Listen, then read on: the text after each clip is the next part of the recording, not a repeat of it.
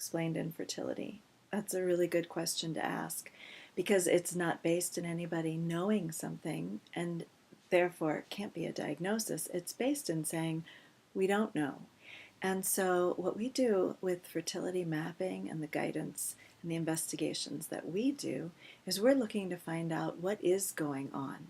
And there might be some very subtle physiological or anatomical, I wouldn't even say issues, but particularities to your body that we need to learn more about and learn more about how to optimize them.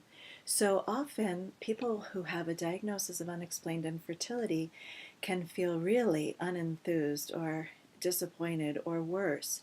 And we can work together to find out how to optimize your fertility, especially there is in some ways more hope if your diagnosis is unexplained infertility because all of the larger parameters, the more gross and obvious parameters, have been checked before that diagnosis is given.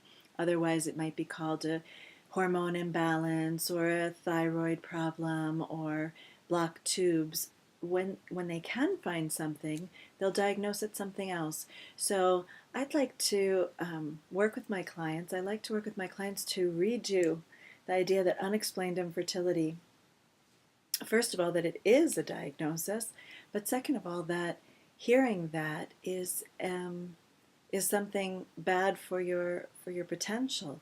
We actually want to look at that and then say, okay, so we don't know what's going wrong. Let's look deeper at the more subtle physiological and anatomical particularities to your body and your cycles, and let's see if we could find something even very subtle, but that might be impacting your ability to conceive right now. That could include, I've said anatomical and physiological, it could include emotional or mental and spiritual, and we could address those things as well. So unexplained infertility, let's toss it out as a diagnosis. Let's let it be a reason to look further, to self-research and educate.